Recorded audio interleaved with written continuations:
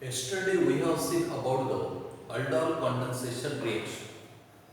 aldol condensation reaction ही कोण दाखवतो की जे अल्डिहाइड आणि कीटोन्स ज्यांच्यामध्ये अल्फा हायड्रोजन आहे तेच ही रिॲक्शन दाखवतात. अल्फा हायड्रोजन म्हणजे कार्बोनिल ग्रुपच्या बाजूचा कार्बन अल्फा कार्बन आणि त्या कार्बनला अटॅच असलेले हायड्रोजन म्हणजे अल्फा हायड्रोजन. तर ॲक्युअस बेस सोबत त्यांची रिॲक्शन झाल्यानंतर आपल्याला त्या अल्डॉल कंडेन्सेशनमध्ये बीटा हायड्रॉक्सी कंपाऊंड मिळतो पहिल्यांदा. पुन्हा त्यावरून इलिमिनेशन ऑफ वॉटर होते and we get alpha beta unsaturated compound. पहिली स्टेप अल्डॉल फॉर्मेशन होतं, दुसरं होतं condensation and the total reaction is known as aldol condensation reaction. Today we see about the Cannizzaro reaction. Cannizzaro reaction he aldol कंडेन्सेशनच्या विरुद्ध आहे, उलट आहे. की यामध्ये अल्डिहाइड आणि कीटोन, ज्या अल्डिहाइड कीटोन मध्ये अल्फा हायड्रोजन ॲटम नाही तीच मॉलिक्यूल Cannizzaro reaction दाखवतात. The aldehydes and ketones which do not contain alpha hydrogen atom that undergoes Cannizzaro reaction. तर कीटोन तर यामध्ये येणार नाही कारण ketone must contain alpha hydrogen atom. तर यामध्ये अल्डिहाइड ही रिॲक्शन दाखवतात. तर अल्डिहाइडमध्ये दोन उदाहरणं आहेत, formaldehyde and benzaldehyde. These are the two aldehydes which shows Cannizzaro reaction because they do not contain alpha hydrogen atom. तर अल्डिहाइड की ज्यामध्ये अल्फा हायड्रोजन ॲटम नाही त्यांची ॲक्युअस कॉन्सन्ट्रेटेड बेस सोबत रिॲक्शन करायची. Concentrated alkali like NaOH or KOH. Then it undergoes Cannizzaro reaction and it gives, one is the salt of that acid, sodium or potassium salt of acid, and other is alcohol. इथे दोन product मिळतील. त्यासाठी दोन molecule घ्यावे लागतील अल्डिहाइडचे. एका molecule पासून आपल्याला सॉल्ट मिळेल त्या मेटलचा आणि दुसऱ्या मॉलिक्यूल पासून आपल्याला अल्कोहोल मिळेल. म्हणजे एका मॉलिक्यूलचं ऑक्सिडेशन होतं आणि एका मॉलिक्यूलचं रिडक्शन होतं या रिॲक्शन. फॉर एक्झाम्पल घेऊया आपण फॉर्माल्डिहाइड. फॉर्माल्डिहाइडला आपण HCl याचे दोन मॉलिक्यूल टाकू. Formaldehyde. It is treated with 50% concentrated NaOH. काय लिहूया NaOH. तर हे दोन मॉलिक्यूल आहेत फॉर्माल्डिहाइडचे. एका मॉलिक्यूल पासून त्या सॉल्ट तयार होतो, ॲसिड सॉल्ट मिळतो, सोडियम सॉल्ट ऑफ ॲसिड मिळतो HCO. ONA हा ग्रुप NaOH झाला. बाकी काय राहिलं त्याच्यातला एक हायड्रोजन राहिला होता त्या मॉलिक्यूलमध्ये, हा एक सॉल्ट मिळाला. आणि अशा दुसऱ्या मॉलिक्यूलचा आपल्याला अल्कोहोल मिळेल. पहिल्या मॉलिक्यूलमधला हायड्रोजन याला अटॅच करा, CH3 झाला तो, दोन हायड्रोजन आणि पहिल्या मॉलिक्यूलचा हायड्रोजन. आणि NaOH मधला H या ठिकाणी ऑक्सिजनला अटॅच करा, OH. काय मिळेल? सोडियम फॉर्मिक ॲसिडचा फॉर्मेट आणि हा मिथाइल अल्कोहोल. दोन प्रॉडक्ट मिळाले, सोडियम फॉर्मेट आणि मिथाइल अल्कोहोल. तर यामध्ये एका मॉलिक्यूलचं ऑक्सिडेशन झालं, त्याचं ऑक्सिडेशन झालं आणि दुसऱ्या मॉलिक्यूलचं रिडक्शन झालं.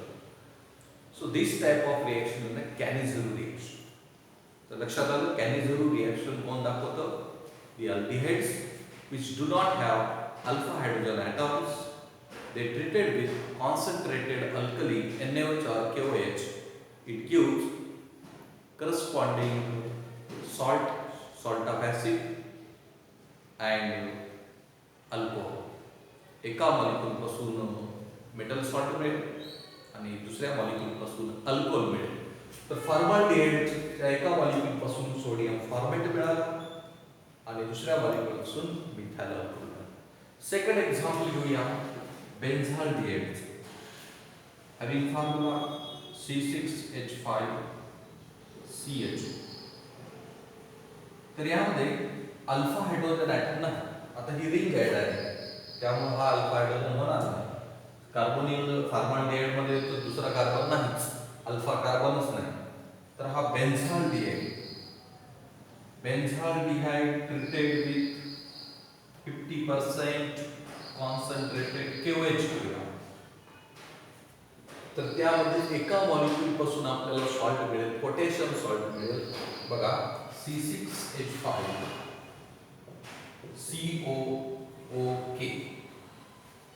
ओके हा ग्रुप या ठिकाणी अटॅच केला. हायड्रोजन राहिला पहिल्या मॉलिक्यूलचा, हा पहिल्या मॉलिक्यूलचा हायड्रोजन दुसऱ्या मॉलिक्यूलमध्ये ॲड करा. तर सेकंड मॉलिक्यूलचं काय मिळेल आपल्याला? Plus C6H5CH2OH.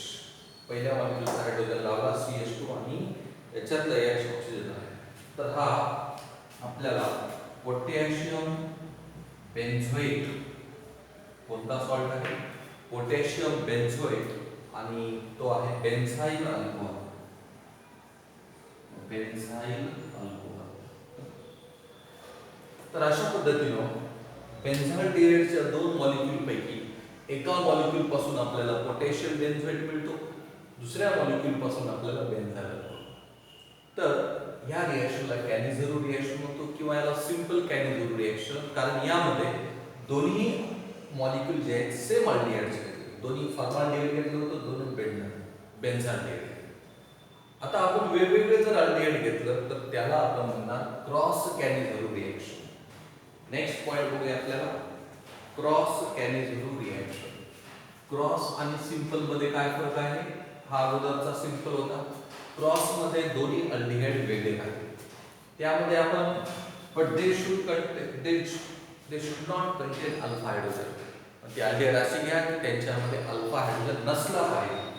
तर आपण एक्झाम्पल मध्ये आता घेऊया, एक फॉर्मल्डिहाइड घेऊया आणि बेन्झाल्डिहाइड, या दोघांची ॲक्युअस अल्कली सोबत रिएक्शन करूया.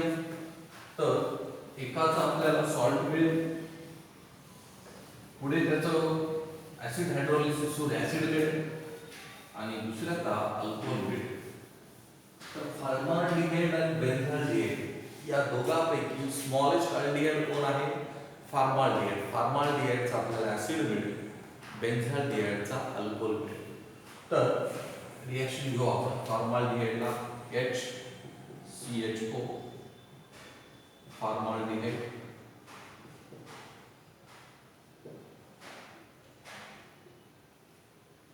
प्लस बेन्झाल्डिहाइड घेऊया C6H5CHO, बेन्झाल्डिहाइड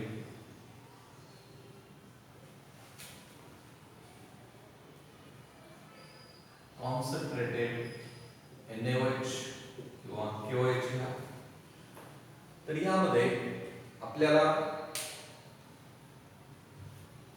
पहिल्यांदा जरी याचा सॉल्ट मिळाला, दोघांपैकी लहान जो आहे फॉर्मल्डिहाइड, याचा आपल्याला सोडियम सॉल्ट मिळेल, लगेच त्याचा आपण ऍसिड हायड्रोलिसिस करणार आहोत, त्यापासून ऍसिड मिळणार. म्हणून हा फॉर्मल्डिहाइडचा जो सोडियम फॉर्मेट होता तो त्याचा हायड्रोलिसिस होऊन आपल्याला फॉर्मिक ऍसिड मिळेल. ONA निघून जाईल, OH, आणि बेन्झाल्डिहाइडचा अल्कोहोल मिळेल, बेन्झाइल अल्कोहोल C6H5CH2OH. हा मिळाला फॉर्मिक ऍसिड आणि दुसरा मिळाला बेन्झाइल अल्कोहोल. या reaction of cross Cannizzaro reaction. Cross Cannizzaro reaction means the reaction between the different aldehydes which do not contain alpha hydrogen reacts with concentrated base. They undergo oxidation and reduction. तर त्यापैकी smallest aldehyde यापासून आपल्याला acid मिळतो, त्याचं oxidation होतं, आणि जो largest aldehyde आहे त्याचा आपल्याला अल्कोहोल मिळतं, त्याचं रिडक्शन होतं. तर एक्झाम्पल मध्ये if you take formaldehyde and benzaldehyde treated concentrated NaOH, and after acid hydrolysis formaldehyde gives formic acid. formaldehyde पासून formic acid मिळाला. बेन्झाल्डिहाइड पासून मिळतो बेन्झायल. तर अशा पद्धतीनं कॅनिझेरो रिएक्शन होते. सिंपल आणि क्रॉस. सिंपल म्हणजे दोन्ही मॉलिक्यूल सेम असतात, क्रॉस मध्ये दोन्ही मॉलिक्यूल वेगळे असतात. तर ह्या दोन्ही रिएक्शन महत्त्वाच्या आहेत, कॅनिझेरो आणि अल्डॉल कंडेन्सेशन. बोर्ड एक्झाम मध्ये या दोन्हीपैकी कुठली तरी एक रिएक्शन येते. IMP आहे, महत्त्वाची आहे. अल्डॉल कंडेन्सेशन रिएक्शन कोण दाखवतं?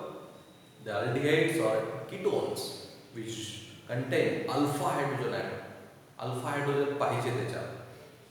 त्यामध्ये पहिल्यांदा बीटा हायड्रॉक्सी कंपाऊंड मिळतो. नंतर त्यामधून कंडेन्सेशन होऊन अल्फा बीटा अनसॅच्युरेटेड कंपाऊंड मिळतो. आणि कॅनिझेरो मध्ये कोण रिएक्शन दाखवतं? फक्त aldehydes and which do not contain alpha hydrogen atom. उदाहरणार्थ फॉर्माल्डिहाइड आणि बेन्झाल्डिहाइड. त्यापैकी एकाचा आपल्याला सॉल्ट मिळतो आणि एकाचा अल्कोहोल. आणि क्रॉस मध्ये दोन्ही अल्डिहाइड वेगळे घ्यायचे.